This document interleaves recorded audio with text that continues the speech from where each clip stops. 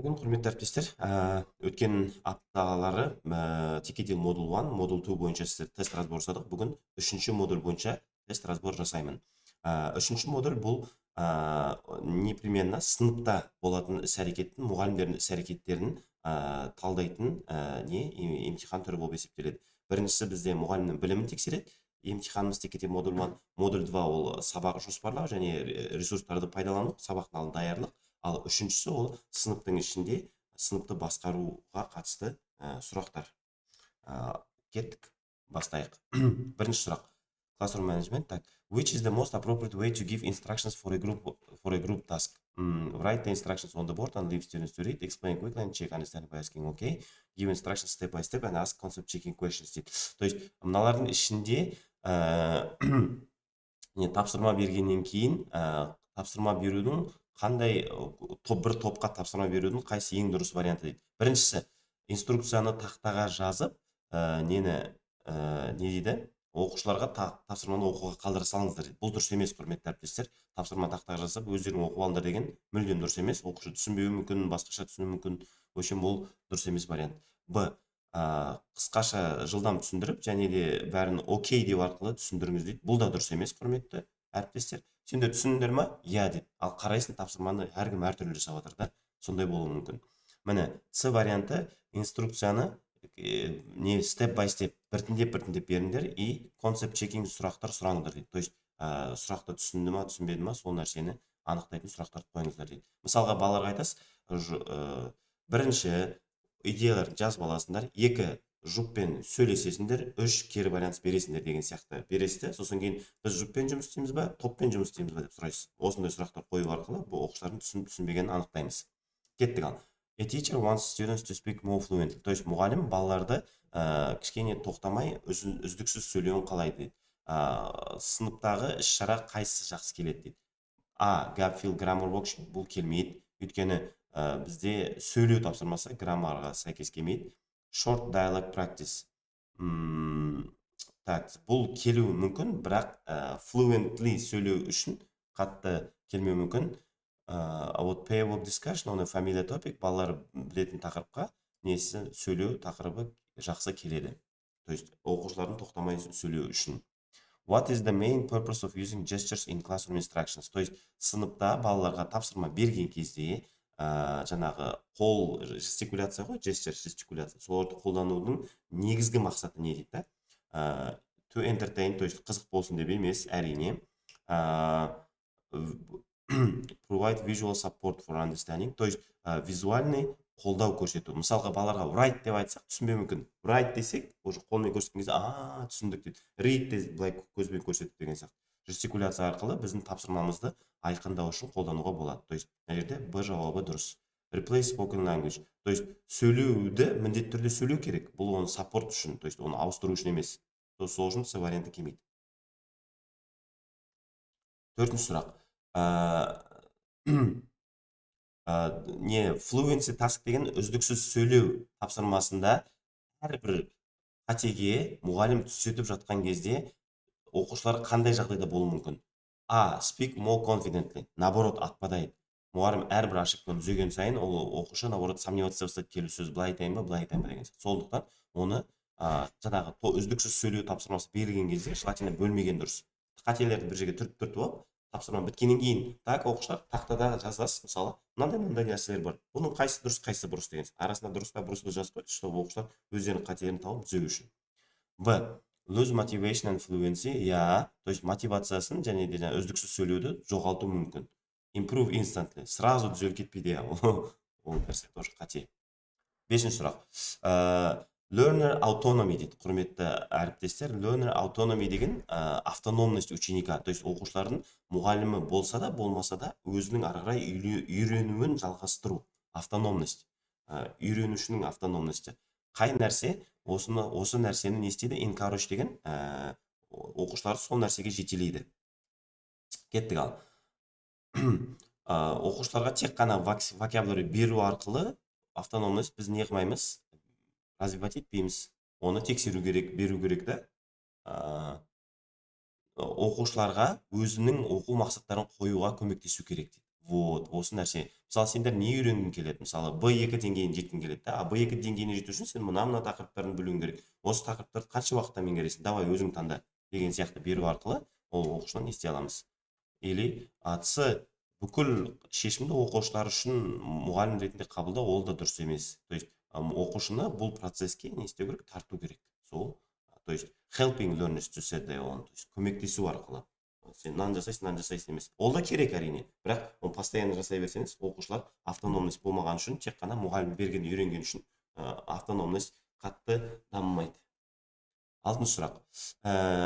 Отыру жоспары, класс дискашн, сыныппен талқылау кезінде отыру жоспары қандай болу керек? Раус дейді, қатар-қатар. Жоқ, қатар-қатар келмейді. Именно класспен бір нәрсе не істейтін болсаңыз, circle or horseshoe. Horseshoe деген жаңағы таға бар ғой, яғни horseshoe, таға сияқты былай дөңгеленіп отыр. Иә, осы ең жақсы вариант сыныппен бір нәрсе талқылау кезде. Single desk, жеке-жеке парта ол дұрыс емес. Бәрі алдыға қарап отырады, бәрі жеке-жеке отырады. Бұл лекцияға жақсы, там бір нәрсе түсіндіргенге жақсы, бірақ сыныппен талқылағанға келмейді. Жетінші сұрақ. A teacher notices some students dominating a group task. То есть мұғалім не істейді? Кейбір оқушылар байқап қалады, группада доминировать етіп жатыр да, топтық тапсырмада. Не істеу керек?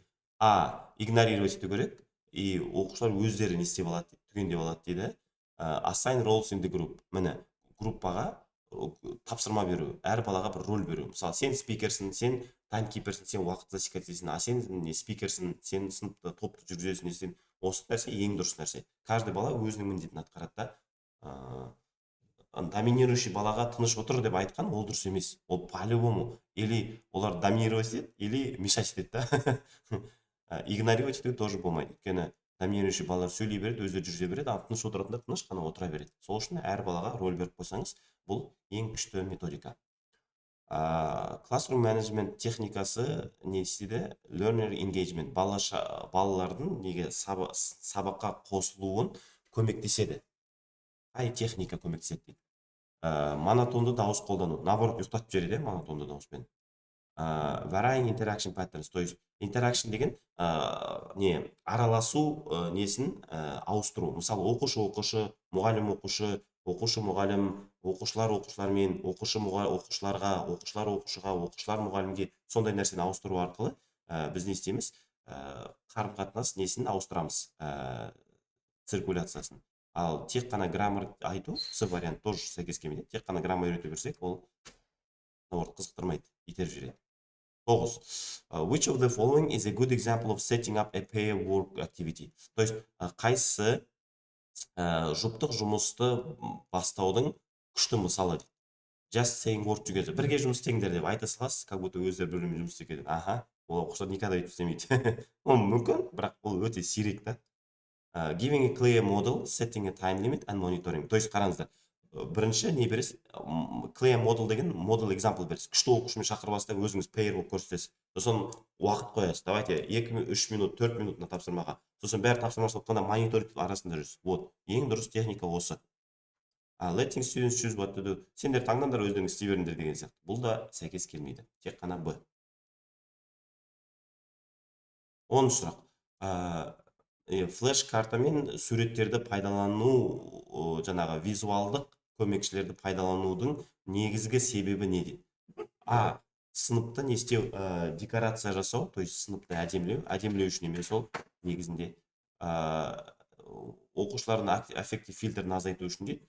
Жоқ, бұл үшін емес. То есть, наоборот, аффективный фильтрді көтереді да, әртүрлі нәрсе, вау деп оқушы қарайды, қызығады да. И provide context and meaning, то есть бір мағына беру үшін, жаңағы үйретіп отқан нәрсеніге контекст беру үшін қолданылады. Кеттік әрі қарай.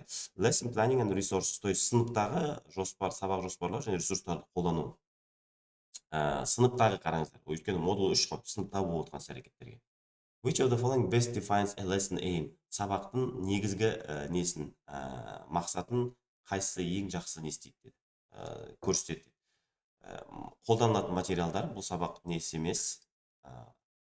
Мұғалім не істегісі келеді, бұл да негізгі мақсат емес. What the learners should achieve by the end. То есть, сабақтың соңында оқушылар не нәрсені жету керек, осы нәрсе сабақтың мақсаты болады. Өйткені сен не үшін оқисың? Сабақтың соңында бір нәрсе үйрену үшін да, сол нәрсені жоспарында жаңа негізгі мақсатқа қоясың. Келесі, a warmer activity at the beginning of a lesson is used to, то есть сабаққа кіріспе ретінде қолданатын іс-шара. Іс-шара деп айтамыз ғой, негізі activity дейді, бір кішігірім не ғой, короче, жаттығу. To test students grammar knowledge, жоқ, бұл емес, grammar knowledge тексеру үшін емес, warmerда. Engage students and activate prior knowledge, то есть оқушылардың қызықтыру, сол арқылы, және де бұрында өткен несін еске салуды, сол нәрсе. Новый vocabulary біз warmer кезде бермейміз. Жаңа vocabulary біз презентация кезінде береміз. Кеттік ары қарай. When choosing supplementary materials, то есть қосымша материал таңдаған кезде мұғалім не нәрсені мән беру керек. Олар түрлі түсті болуын, бұл негізгі нәрсе емес, конечно, бұл нәрсеге қараған жөн, бірақ негізгі нәрсе емес бұл. They must learn age, level and interest. Осы нәрсе. Ол оқушының деңгейіне, жаңағы жасына және де оның қызығушылығына сай болу керек. Қосымша материал таңдаған кезде жаңағы. Ол несі болсын, иллюстративный материал болсын, презентациясы болсын, тексті болсын, әні болсын, бәр нәрсе. They are longer than the course book. То есть курсбуктан бұл вообще сәйкес келмейді. Кеттік ал 14-ші сұрақ. Receptive skills lesson focuses on. Receptive деген ол қабылдайтын жаңағы скиллдар. То есть ол қабылдау ол бізде reading көз арқылы қабылдаймыз и speaking, listening да құлақ арқылы қабылдаймыз. Reading and listening болады. Speaking ол writing ол productive шығар, grammar vocabulary екеуіне де кірмейді. What is scaffolding in a lesson? Естеріңізде ма, өткен сабақта scaffolding өттік, то есть ақырындап ашу. Бір нәрсені кішкентай не бересіз, балаларға подсказка бересіз, сосын олар ақырындап сабақты оқи отыра, жаңағы сабақтың түбіне жетеді, ашып. Соны scaffolding деп атайды. Using a whiteboard in a lesson, жоқ. Бұл тақта пайдалану ғана емес. Providing support to help learners succeed in a task. То есть оқушыларға көмектесу арқылы оқушылардың жаңағы тапсырманың сабақтың мақсатына жетуге көмектесу. Осы нәрсе. Grammar explanation оқыңдар деген бұл scaffolding емес. Бұл тупо грамматиканы оқыңдар деген сөз. Кеттік 16. Which resource is most useful for teaching pronunciation? Қай ресурс жаңағы pronunciation жаңағы звучанияны үйрету үшін ең пайдалы қайсысы дейді? Grammar table жоқ. Именно pronunciation, audio recording, ең күшісі audio recording, то есть балалар тыңдап, қайталайды, естиді, құлақтары жаттығады, сол нәрсені неседі шығаруға тырысады. 17. A teacher prepares a lesson plan using a PPP model. What does PPP stand for? PPP деген, құрметті әріптестер, сіздер жаздан бері тақылап көрдіңіз, presentation, practice, production. То есть бірінші презентация көрсетесіз, одан кейін практика жасайсыз, жаңа control practice дейді кейде. Жаңа пропущенный сөздерін жазайды, практика жасайды, и продакшн соңында үйренген затына байланысты өзінің продуктын шығарады. Ең негізгі осы PPP, presentation, practice, production.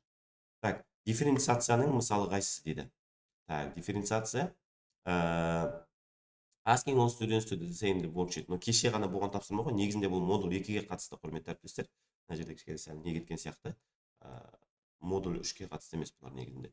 Giving different levels of different tasks on different students, то есть әртүрлі тапсырма оқушылардың деңгейіне қарай беру.